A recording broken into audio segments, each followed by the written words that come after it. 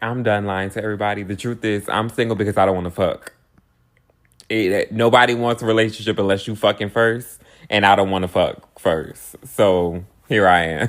Somebody said the truth is I'm single because I don't want to have sex. And when I tell y'all, like, I do not want to be touched. Like, everyone just wants to touch me. Like, I am so cool. Like, I don't even remember the last time I even, like, craved a hug from somebody, from a man. Like, it never gave that. Like, I don't know. Once you really close up shop... No, once you really close up shop, like, you will never really reopen. Like, this might just be my little life of mine. Like, I don't want to be touched. I don't want to have freaky happy time. Like, I don't want any of that. Like, I don't like that. Watching those two clips back to back really made something click, because even though they're talking about different experiences, they're both touching on something a lot of people feel but don't say out loud. People are tired.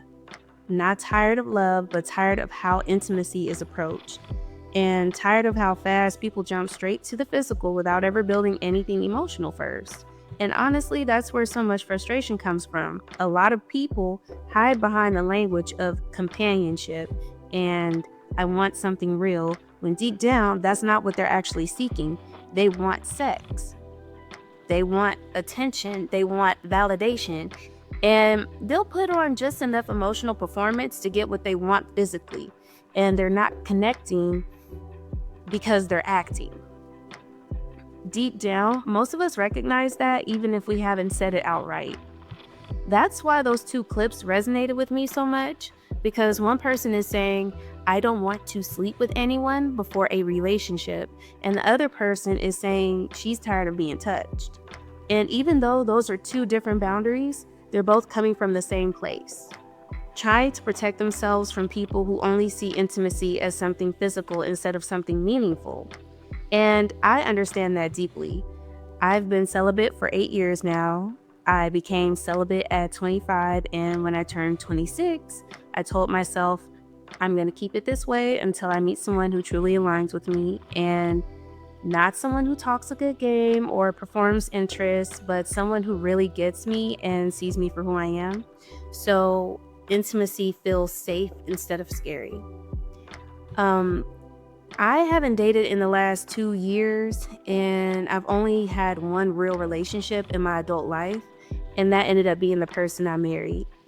The last time I had sex was when I was married, and I'm okay with waiting until I'm engaged again. And that's not me trying to be old-fashioned.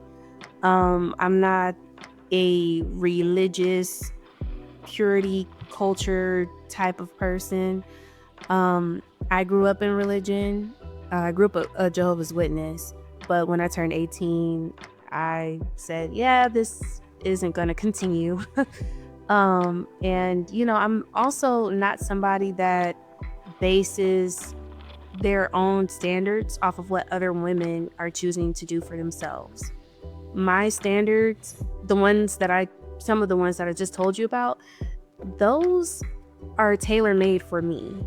Those are based off of what's genuine and authentic for me to feel good about myself and to feel psychologically safe and physically safe. So that's just me choosing peace and intention and overall choosing myself. And here's the thing. I refuse to base my standards on how men behave.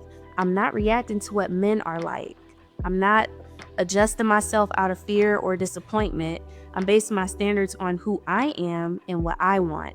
And that alone changes everything. And I also want to say this because it needs to be heard. Some women still desire companionship, partnership, motherhood, and that is beautiful. There's nothing wrong with wanting love, wanting family, wanting connection. That doesn't make you naive or desperate or unrealistic. It simply makes you human. And there are other women who look at the world we live in, look at the dating pool, look at their own peace and purpose, and say, that's not the journey for me. And that is beautiful too. We don't praise that enough. We don't validate that enough. Choosing yourself is just as sacred as choosing partnership. And because at the end of the day, what matters most is that your choices are coming from your authentic desires, not from pressure or fear, and not from society's expectations. Whether you want love or solitude or something in between, What matters is that it's true to you. And I think that's why these conversations are happening so much more now, because people want connection, but they want connection that feels safe. They want intimacy, but intimacy that feels earned and meaningful, and companionship that is genuine and not performing for access to one's body. So those two clips weren't just random posts, they were reflections of a whole generation trying to protect our peace while still figuring out where love fits into our lives. And honestly, I love that for us. I love that we're questioning things. I love that we're choosing with intention. I love that we're no longer shaming ourselves for wanting more or wanting different. Because in the end, all of us, whether we're dating, celibate, single, hopeful, or unsure, are trying to build lives that feel aligned and not forced. And that is real growth. So tell me what you think in the comments below. If you have embarked on your own celibacy journey, or if you are an abstinent person, or if, whatever your journey comprises of, please comment below and let us know what you're thinking. And also, please like, share, and subscribe. Thank you, and see you next time.